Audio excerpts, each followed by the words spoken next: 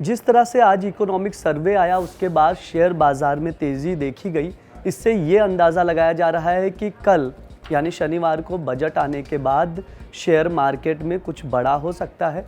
यानी अगर बजट में कुछ नई चीज़ें भी देखने को मिल सकती, इसका असर डायरेक्टली शेयर मार्केट पर पड़ेगा, ऐसा अंदेशा और अंदाज़ा लगाया जा रहा है। संकेत भी ऐसे ही मिले हैं। आज इकोनॉमिक सर्वे को काफ़ी पॉजिटिव लिया है मार्केट ने, जिससे उसके नतीजे भी काफ़ी अच्छे रहे हैं।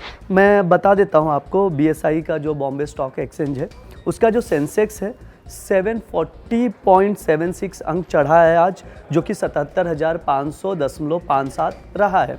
इसके अलावा जो निफ्टी है 258.90 अंक रहा है, यानी बढ़कर 258.90 अंक बढ़ा है, यानी 23,508.4 अंक पहुंचा है।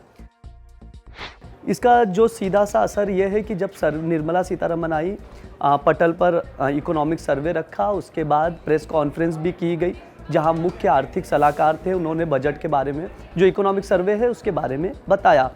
उसके बाद लगातार जैसे देखा शेयर बाजार में, चाहे बैंक निफ्टी हो या निफ्टी 50 हो या सेंसेक्स हो, सब पर जो अंक हैं धीरे धीरे चढ़ने लग गए थे। स्टार्टिंग में तो सेंसेक्स 800 पॉइंट प्लस हो गया था, ये काफ़ी पॉजिटिव है। इससे ये अंदाज़ा लगाया जा रहा है कि कल जो बजट आएगा उसमें भी कुछ बड़ा देखने को मिल सकता है, यानी मार्केट पर इसका पॉजिटिव इम्पैक्ट पड़ सकता है।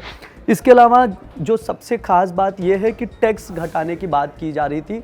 जो स्लैब्स रेट है, चाहे जो ओल्ड रिजीम है टैक्स का, उसको छोड़ दें तो जो नया टैक्स रिजीम है उस पर ज़्यादा सरकार का फोकस है। तो ये भी कहा जा रहा है कि शायद इस बजट में 15 लाख रुपए तक का टैक्स फ्री हो सकता है, यानी मिडिल क्लास को टैक्स में राहत मिल सकती है। ज़रूरी बात यह है कि देश में इस वक्त थोड़े से मंदी के आसार हैं, क्योंकि लोग पैसा खर्चा नहीं कर रहे हैं। जो मिडिल क्लास है वो इतने पैसे खर्चा नहीं कर रही जितने होने चाहिए मार्केट में। इसके वजह से कहा जा रहा है कि सरकार मिडिल क्लास को राहत दे सकती है टैक्स में, जिससे लोगों के पास पैसे बचे और उन पैसों का लोग खर्चा करें बाज़ार में। इसीलिए कहा जा रहा है कि शायद टैक्स में राहत मिल सकती है। तो बजट में बड़ा कुछ होने की भी उम्मीद जताई जा रही है। जहाँ तक इकोनॉमिक सर्वे की बात है तो मैं आपको बता दूं, जो GDP ग्रोथ है 6.3 से 6.8 के बीच रहेगी, ऐसा कहा जा रहा है। इसके अलावा जो मैं आपको बता ही दिया, निफ्टी 50, टाटा मोटर्स, ये सब पर काफ़ी ज़्यादा पॉजिटिव रहा मार्केट।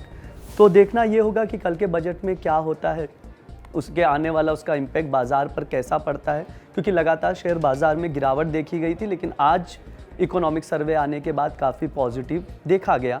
इससे जुड़ी जितनी भी खबरें हैं हम लगातार आप तक लेकर आ रहे हैं। देखते रहिए दैनिक जागरण। शुक्रिया।